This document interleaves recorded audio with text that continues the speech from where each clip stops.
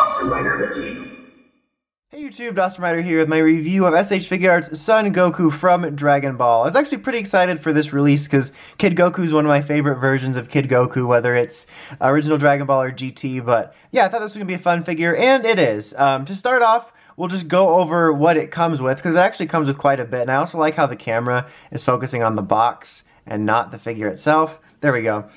So it does come with a little Tamashii stand, which could be used for both the figure and Flying Nimbus, which obviously has Flying Nimbus there. But yeah, you can see it there. It's all, you know, Tamashii standy. That's a technical term. Don't use that unless you have a degree in Tamashii stands. But as you can see, it also comes with a little solid plastic Flying Nimbus, which we'll take a little bit of a closer look at, although you're pretty much seeing exactly what you get there. Same thing with a couple of other things that we have on him we'll take a look at. He has the power pole like in a sash form, which is removable. 4-star Dragon Ball, and the little tail that is on him is also removable.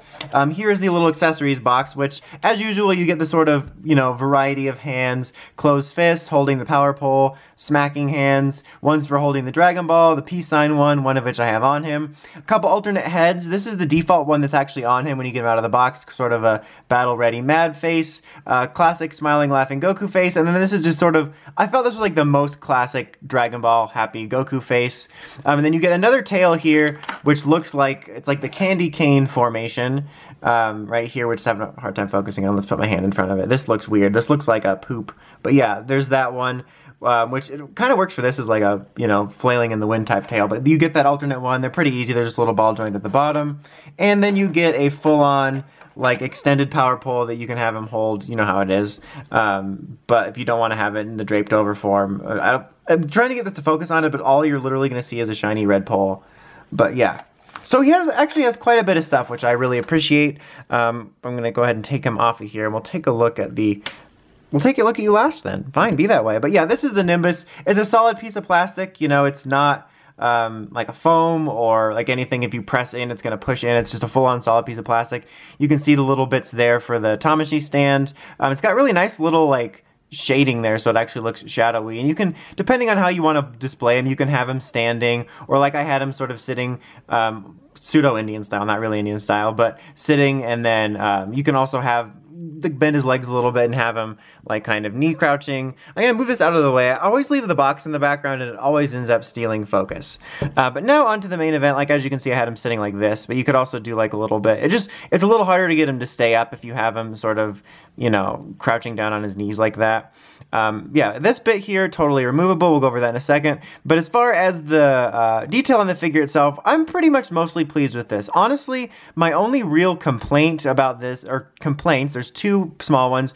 A little bit of a loose joint problem here. Not super loose, like if I were to flail him around, it would just start going everywhere, but it just feels a little bit looser than most Figuarts joints, or even joints anywhere else here. And just by the nature of the figure, this is definitely a little figure-y. You know, you can see the machinery turning. It's a little bit distracting. It's kind of inevitable with certain figures, and some of the Dragon Ball ones kind of skirt around it because their sort of muscles hide it, but because he doesn't have that yet, it's definitely, it stands out. But it honestly feels like a minor nitpick because I mostly really do like this figure.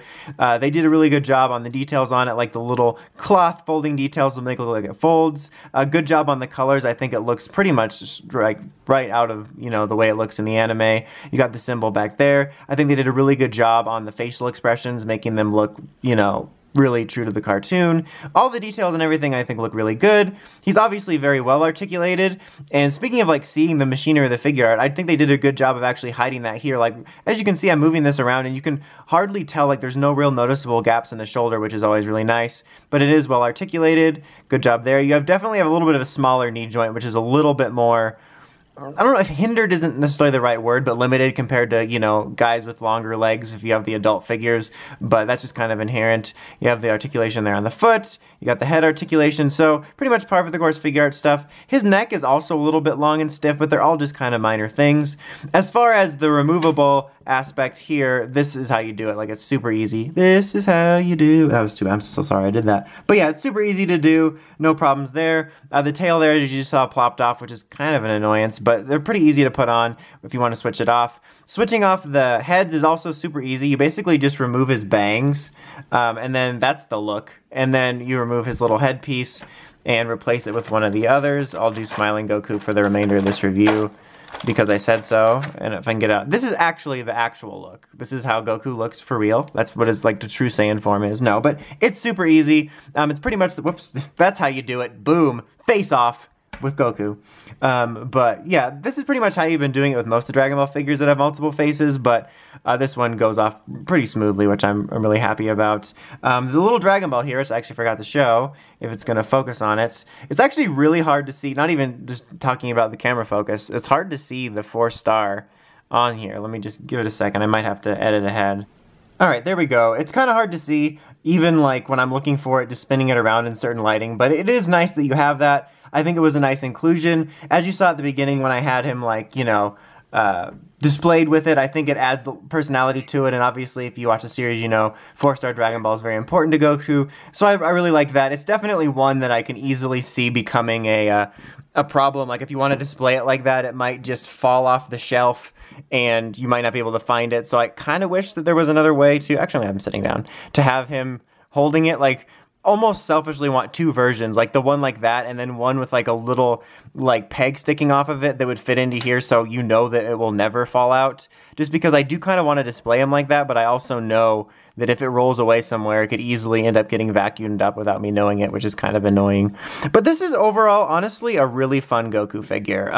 Not perfect by any means, you know, I wish they could have tweaked the arms a little bit so that they, you know, weren't so noticeable, but that's also kind of seems like a almost pretentious nitpick, because it's kind of inevitable that figures are going to show the fact that they're figures. So that's kind of almost, I'm almost annoyed at myself for nitpicking about that. But that's really one of my only major nitpicks about this, to be honest. And that and a little bit of a loose joint, which is always just kind of a bummer on figures like these. But setting that aside, not a perfect figure, but I think this is a really fun figure. It's got a lot of personality and a lot of like different ways to display him, you know, with the different hands, the different faces.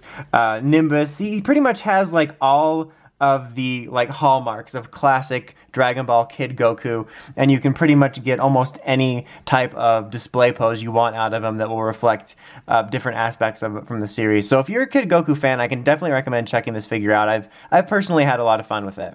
But anyway, that's about it. Until next time, don't forget to like, comment, subscribe. It's Awesome Rider, signing out.